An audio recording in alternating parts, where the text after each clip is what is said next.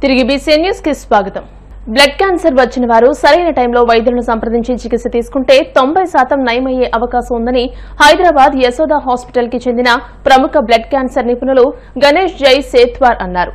పశ్చిమ గోదావరి జిల్లా భీమవరంలో ఏర్పాటు చేసిన మీడియా సమావేశంలో ఆయన మాట్లాడుతూ క్యాన్సర్ అనేది రకరకాలుగా వస్తుందని, దీనిలో బ్లడ్ క్యాన్సర్ అత్యంత ప్రమాదకరమైందని అన్నారు. మా ద్వారా అనేక మంది పేషెంట్లు క్యాన్సర్ చికిత్స తీసుకుని ఆరోగ్యవంతంగా ఉన్నారని, క్యాన్సర్ ను ముందుగానే గుర్తించి వైద్యులను సంప్రదించి సరైన వైద్యం తీసుకోవాలని అన్నారు.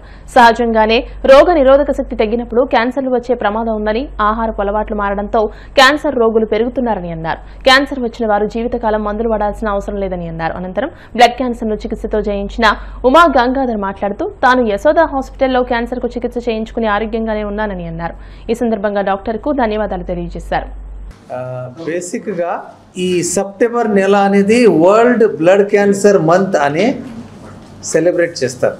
అంటే సెలబ్రేట్ అంటే ఎందుకు, ఈ జబ్బు గురించి అవగాహన పెంచడానికి. అదే విధంగా బ్లడ్ క్యాన్సర్ పేరు వినగానే ముఖ్యంగా మన తెలుగు రాష్ట్రంలో జనాలకి మన అపోహలు ఏముంటాయంటే బ్లడ్ క్యాన్సర్ ఉన్న మనిషి ఎంత ట్రీట్మెంట్ చేసినా మంచిగా కారు, ట్రీట్మెంట్ చేసినా మంచిగా అయినా కూడా జీవితాంతం మంచం పైన ఉంటారు అని ఒక అపోహలు ఉన్నాయి. సో బ్లడ్ క్యాన్సర్ చికిత్స తర్వాత ఈ చికిత్స అయిన పేషెంట్స్ కంప్లీట్ శాశ్వత పరిష్కారం అయ్యి కంప్లీట్ క్యూర్ అయ్యే అవకాశం 90% దాకా ఉండొచ్చు. కొన్ని జబ్బులు అయితే 95-100% కూడా ఉన్నాయి, కొన్ని బ్లడ్ క్యాన్సర్ రకాలు. సో ముఖ్యంగా 25 సంవత్సరంలో చాలా కొత్త ఆధునికమైన చికిత్సలు వచ్చాయి. Bone marrow transplant, bone marrow మార్పిడి, ఇమ్యూనోథెరపీ, టార్గెటెడ్ థెరపీ, ఇలాంటి నానా రకాల ట్రీట్మెంట్ వల్ల క్యూర్ అయ్యే అవకాశాలు 90% కింద ఎక్కువగా ఉన్నాయి. అదేవిధంగా క్యూర్ అయిన మనిషి మనలాగానే ఆరోగ్యవంతంగా ఉండి అన్ని పనులు చేసుకోవచ్చు, మనకిన్నా ఇంకా నార్మల్ చేయొచ్చు, మన జీవితం ఉండొచ్చు వాళ్ళది. ఈ ఒక పాజిటివ్ మెసేజ్ ఈ మీడియా బంధువుల తరఫున మన Bhimavaram east and west Godavari జనాల్లో ఈ ఇన్ఫర్మేషన్, ఈ నాలెడ్జ్ మీ తరఫున తెలియచేయడానికి అందరికీ మేము రిక్వెస్ట్ చేస్తున్నాము. మన తెలుగు జనాల్లో స్టెమ్ సెల్ డొనేట్ చేయటం కూడా ఒక పెద్ద భయం. అంటే ఒక కిడ్నీ, లివర్ డొనేట్ చేసేలాగా బోన్ మ్యారో మార్పిడిలో డోనర్ శరీరం నుంచి మనం బోన్ మ్యారో ఆపరేషన్ ద్వారా తీస్తామని ఒక అపోహలు ఉన్నాయి. అది తప్పు. మనం ఒక ప్లేట్లెట్ బ్లడ్ తీసేలాగా మామూలు స్టెమ్ సెల్ డోనర్ నుంచి తీస్తాము. డోనర్కి స్టెమ్ సెల్ ఇచ్చిన వల్ల, డొనేట్ చేసిన వల్ల ఎటువంటి అపాయం, ఎటువంటి ఇబ్బంది, ప్రమాదం ఉండదు. అంత కాంట్రరీ, స్టెమ్ సెల్ డొనేట్ చేస్తే మనిషికి మంచిది. ఎందుకంటే పాత స్టెమ్ సెల్స్ వెళ్ళి ఇంకా బాడీ కొత్త stem cell, blood donation health benefits లాగానే స్టెమ్ సెల్ డొనేషన్ ద్వారా కూడా హెల్త్ బెనిఫిట్స్ ఉంటాయి. ఈ మన దగ్గర లీసా రే అని సినీ నటి, బాలీవుడ్ సినీ నటి మీ అందరికీ తెలుసు. ఆమెకు కూడా 2004లో మల్టిపుల్ మైలోమా అనే బ్లడ్ క్యాన్సర్. అప్పట్లో బోన్ మ్యారో ట్రాన్స్ప్లాంట్ చేసి ఇప్పుడు 20 సంవత్సరం అయినాక కూడా అంత ముందు ఎంత మన బ్యూటిఫుల్ ఉండేది అంతే అందంగా ఇప్పుడు కూడా ఉంది. సో బోన్ మ్యారో ట్రాన్స్ప్లాంట్ తర్వాత మనిషి ఖరాబ్ అవుతారు, మంచం మీద పడి ఉంటారు. అది తప్పు, అది అపోహలు. క్రిటికల్ జబ్బు ఉన్న వల్ల కూడా దానికి మంచి చికిత్స ద్వారా పూర్తి పరిష్కారం చేయొచ్చు. ఈ మెసేజ్ దయచేసి సొసైటీలో తెలియచేయండి అని బ్లడ్ క్యాన్సర్ అవేర్నెస్ మంత్ సందర్భంగా మీ అందరికీ కృతజ్ఞతతో రిక్వెస్ట్ చేస్తున్నాం. ఆరోగ్యవంతమైన డోనర్ స్టెమ్ సెల్స్ పేషెంట్కి ఎక్కించాక భూమిలో బీజం పెడితే ఒక రోజులో ఒక రాత్రిలో పంట ఎలా రాదు, అదేవిధంగా స్టెమ్ సెల్ నుంచి కొత్త బ్లడ్ సిస్టమ్ ఉత్పత్తి అవడానికి 2 నుంచి 3 వారాలు పడతాయి. పేషెంట్ నెల దాకా హాస్పిటల్లో ఒక స్పెషల్ ఐసీయూలో ఉంటారు. ఆ ఐసీయూకి పేరు బోన్ మ్యారో ట్రాన్స్ప్లాంట్ యూనిట్. ఎందుకంటే పేషెంట్ ఇమ్యూనిటీ 0 అయినప్పుడు గాలి నుంచి వచ్చే ఇన్ఫెక్షన్, గాలిలో కోటి జీవాణులు, విషాణులు ఉంటాయి, రైట్? ఇక్కడ ఒక బ్రెడ్ టుకడా పెడితే 4-5 రోజుల తర్వాత మనం తినగలమా? ఎందుకు తినలేము? అది పాడైపోతుంది. ఎందుకు పాడైపోతుంది? దాంట్లో ఫంగస్ వస్తుంది. ఎక్కడి నుంచి ఫంగస్ వస్తుంది? గాలి నుంచి వస్తుంది. మనకి గాలిలో ఉన్న ఇన్ఫెక్షన్ నుంచి భయపడాల్సిన అవసరం లేదు. మన శరీరంలో ఉన్న రక్తం, తెల్ల రక్త కణాలు ఇన్ఫెక్షన్ నుంచి ఫైట్ చేసి మనకు కాపాడుతున్నాయి. కానీ పేషెంట్ 0 కౌంట్ ఉన్న పేషెంట్ ఇన్ఫెక్షన్ నుంచి కాపాడాలంటే స్పెషల్ ఐసీయూలో ఉంచాలి. దానికి బోన్ మ్యారో ట్రాన్స్ప్లాంట్ యూనిట్ అంటాం. రోజు బ్లడ్ ఎక్కించాలి, ప్లేట్లెట్ ఎక్కించాలి, ఇన్ఫెక్షన్ కోసం రకరకాల పవర్ఫుల్ యాంటీబయాటిక్, యాంటీఫంగల్స్ వాడాలి. ఈ అన్ని చికిత్స నెల దాకా జరుగుతుంది. నెల దాకా పేషెంట్ హాస్పిటల్లో ఉండాలి. దానికోసం కాస్ట్ ఇంత ఎక్కువ. సార్ మాకు 4 సంవత్సరాలుగా తెలుసు. చాలా గొప్ప వ్యక్తి అండి ఆయన గురించి ఎంత చెప్పినా తక్కువే. మాకు చిన్న పల్లెటూరు అండి, మా ఊరు పక్క ఊరు తప్పితే వేరే తెలీదు. అలాంటిది హైదరాబాద్ యశోద హాస్పిటల్ అంటే చాలా భయపడ్డాము. కానీ ఆయన చాలా మంచిగా మాట్లాడారండి. అంతా నేను చూసుకుంటాను, బాబుకి ఏం కాదు, ట్రాన్స్ప్లాంటేషన్కి వెళ్దాము అనేసి చాలా మంచిగా చెప్పారు. చాలా ధైర్యాన్ని ఇచ్చారండి మాకు. 2 years తర్వాత ఇంక మందులు ఏమి లేవండి. కాలేజ్కి వెళ్తున్నాడు, చాలా చక్కగా ఉన్నాడు. మా మాటల్లో చెప్పాలంటే ఆయన నిజంగా దేవుడండి. చాలా ధైర్యాన్ని ఇస్తారు ఆయన. వాయువ్య బంగాళాఖాతంలో కొనసాగుతున్న తీవ్ర అల్పపీడనం ఉత్తర ఒడిశా తీరంలో కేంద్రీకృతమై ఉంది. 24 గంటల్లో ఇది పశ్చిమ వాయువ్య దిశగా ఉత్తర ఒడిశా, దానిని ఆనుకుని ఉన్న జార్ఖండ్, ఉత్తర ఛత్తీస్గఢ్ వైపు కదిలేందుకు అవకాశం ఉన్నట్లు వాతావరణ శాఖ తెలియజేసింది. దీని ప్రభావంతో ఉత్తరాంధ్ర జిల్లాలో భారీ వర్షాలు కురుస్తాయని తెలిపింది. అల్పపీడనం ప్రభావంతో గురువారం శ్రీకాకుళం, విజయనగరం, పార్వతీపురం, మన్యం, అల్లూరు సీతారామరాజు జిల్లాలో అక్కడక్కడ తేలికపాటి నుండి మోస్తరు వర్షాలు, కాకినాడ, తూర్పుగోదావరి, పశ్చిమ గోదావరి, నెల్లూరు, ప్రకాశం, తిరుపతి, కడప, అనంతపురం, కర్నూలులో మోస్తరు వర్షాలు కురిసే అవకాశం ఉందని వాతావరణ శాఖ అధికారులు పేర్కొన్నారు.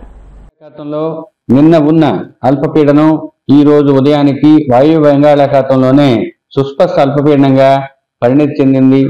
దీనికి అనుబంధంగా 7.6 కిలోమీటర్ల ఎత్తు వరకు ఉపరితల ఆవర్తనం కొనసాగుతూ ఉండటంతో పాటు నైరుతి దిశకు వంగి ఉన్నది. ఇది రాబోయే 24 గంటల్లో పశ్చిమ వాయువ్య దిశలో పయనించి ఉత్తర ఒడిశా, జార్ఖండ్ మరియు ఉత్తర ఛత్తీస్గఢ్ మీదుగా పయనించే అవకాశం ఉంది. నైరుతి రుతుపవన ద్రోణి దేశంలోని వివిధ ప్రాంతాల మీదుగా పయనిస్తూ బికనీర్, జైపూర్, దామో, పేంద్రా రోడ్, సంబల్పూర్ మీదుగా సుస్పష్ట అల్పపీడన కేంద్రం మీదుగా ఆగ్నేయ దిశలో తూర్పు మధ్య బంగాళాఖాతం వరకు విస్తరించి ఉన్నది. విదర్భ పరిసర ప్రాంతమైన దక్షిణ ఛత్తీస్గఢ్ పరిసర ప్రాంతాలలో 5.8 నుంచి 7.6 కిలోమీటర్ల ఎత్తు వరకు ఉపరితల ఆవర్తనం కొనసాగుతుంది. ఈ కారణాల వల్ల రాష్ట్రంలో ఈ రోజు అనగా రాబోయే 24 గంటల్లో తేలికపాటి నుంచి మోస్తరు వర్షపాతం పలు ప్రాంతాలలో కురిసే అవకాశం ఉంది. రెండవ రోజు కొన్ని ప్రాంతాలకు పరిమితమయ్యే అవకాశం ఉంది. మొదటి 2 రోజులు కూడా ఉరుములు, మెరుపులు కొనసాగే అవకాశం కోస్తా జిల్లాలపై ఉంది. మరియు సుస్థిరమైన బలమైన రుతుపవన గాలులు 40 నుంచి 50 కిలోమీటర్ల వేగంతో కోస్తా జిల్లాలపై వీచే అవకాశం ఉంది. మొదటి రోజైన ఈ రోజు నుంచి 24 గంటల లోపల ఉత్తర కోస్తా జిల్లాలైన శ్రీకాకుళం, పార్వతీపురం, మన్యంతో పాటుగా అల్లూరు సీతారామరాజు జిల్లాల్లోని 1-2 చోట్ల భారీ వర్షపాతానికి ఆస్కారం ఉంది. కోస్తా తీరం వెంబడి తీరం ఆవల మొదటి 2 రోజులు 40 నుంచి 50 కిలోమీటర్లు, గరిష్టంగా 60 కిలోమీటర్ల వేగంతో ఈదురుగాలు వీచే అవకాశం ఉంది. 3వ రోజు 4వ రోజు తీరానికి కొంచెం ఆవల ఇటువంటి పరిస్థితి ఉన్నందువల్ల మత్స్యకారులు ఆయా ప్రాంతాల్లో మొదటి 4 రోజులు కూడా వేటకు వెళ్లవద్దని హెచ్చరికలు జారీ చేయడం జరిగింది. ఇక రాష్ట్రంలో పలు చోట్ల తేలికపాటి నుంచి మోస్తరు వర్షపాతం గడిచిన 24 గంటల్లో నమోదైంది. తెలంగాణలోని జయశంకర్ భూపాలపల్లి జిల్లా కేంద్రంలో సింగరేణి కోల్ మైన్స్ కార్మిక సంఘం ఆధ్వర్యంలో జరిగిన కార్మిక పోరాట బహిరంగ సభకు బీజేపీ ఎంపీ ఈటెల రాజేందర్ ముఖ్య అతిథిగా హాజరయ్యారు. ఈ సందర్భంగా ఆయన మాట్లాడుతూ రెగ్యులర్ కార్మికులకు విద్య, వైద్య రంగంలో కల్పిస్తున్న సౌకర్యాలను కాంట్రాక్ట్, అవుట్సోర్సింగ్ కార్మికులకు కూడా కల్పించాలని డిమాండ్ చేశారు. బిఎంఎస్ ఆధ్వర్యంలో సింగరేణి బొగ్గుగని కార్మికుల సమస్యల మీద దేశవ్యాప్తంగా ఎట్లయితే కార్మికుల సమస్యలు పరిష్కరించాలని చెప్పి అనేక రకాల కార్యక్రమాలు నిర్వహిస్తున్నారు. ఇక్కడ కూడా ఆ కార్యక్రమం భాగంగా మేము ఇక్కడ రావడం జరిగింది. ప్రధానంగా 40% ఈసారి టర్న్ ఓవర్లో వచ్చిన లాభంలో కార్మిక వర్గానికి 40% బోనస్ పంచాలని చెప్పి డిమాండ్ చేస్తా ఉన్నాం. రోజు రోజుకి పర్మనెంట్ కార్మికుల సంఖ్య తగ్గిపోయి అవుట్సోర్సింగ్, కాంట్రాక్ట్ కార్మికుల సంఖ్య పెరుగుతా ఉంది. కాబట్టి ఈ పర్మనెంట్ ఎంప్లాయీస్ కి సౌకర్యాలు కల్పిస్తున్నారు. వైద్యపరమైన సౌకర్యం కానీ, విద్యాపరమైన సౌకర్యం కానీ, పిఎఫ్లు కానీ ఇతరత్ర అన్ని కూడా వాళ్ళు కూడా చెల్లించాలని చెప్పి డిమాండ్ చేస్తా ఉన్నాం. ఇప్పటికైనా ఈ ప్రైవేటు కాంట్రాక్టర్లకి ఓబీ మైన్స్ అన్ని కూడా కట్టబెట్టి వాళ్ళ దోపిడీకి గేట్లు తెరిచే దానికంటే సింగరేణి దగ్గర అనుభవం ఉంది, టెక్నాలజీ ఉంది, మ్యాన్ పవర్ ఉంది. కాబట్టి సింగరేణి ఆధ్వర్యంలోనే ఈ మైనింగ్ జరగాలని చెప్పి 3వ డిమాండ్. కొత్త మైన్స్ ఓపెన్ చేసి ఇవాళ ఎంప్లాయ్మెంట్ జనరేషన్ కోసం కూడా ఆలోచిస్తున్నాం. కాబట్టి బొగ్గు ఉత్పత్తి పెరగాల్సిన అక్కడ ఉంది. కాబట్టి ఇవాళ కొత్త మైన్లు కూడా ఓపెన్ చేసి ఎంప్లాయ్మెంట్ జనరేషన్ చేయాలని చెప్పి డిమాండ్ చేస్తా ఉన్నాం. వాళ్ళకు కోల్ ఇండియాలో కాంట్రాక్ట్ ఎంప్లాయీస్కి అయితే 1200 పైచీలకి జీతం వస్తుందో ఫర్ డే, ఇవాళ సగం కూడా వస్తలేదు. కాబట్టి వాళ్ళతో సమానంగా జీతం ఇవ్వాలని చెప్పి కూడా డిమాండ్ చేస్తా ఉన్నాం. ఇవాళ సింగరేణి కంపెనీ ఒకనాడు డిపాజిట్లతో వెలుగొందిన సింగరేణి కంపెనీ కార్మికుల జీతాలు ఇవ్వాలంటే కూడా బ్యాంకులలో అప్పు తెచ్చే తప్ప ఇయ్యని పరిస్థితి వచ్చింది.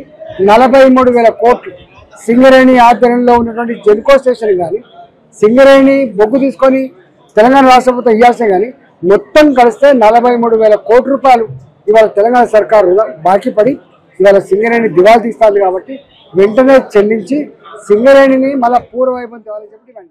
వార్తలు ముగించే ముందు ముఖ్యాంశాలు మరోసారి.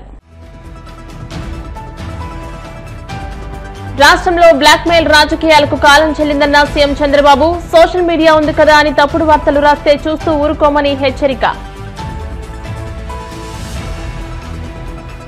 అమరావతిలో పొట్టి శ్రీరాములు స్మృతివనంకు శంకుస్థాపన చేసిన నారా లోకేష్ ప్రాణత్యాగంతో తెలుగు వారికి దారి చూపిన మహనీయుడని కొనియాడిన మంత్రి.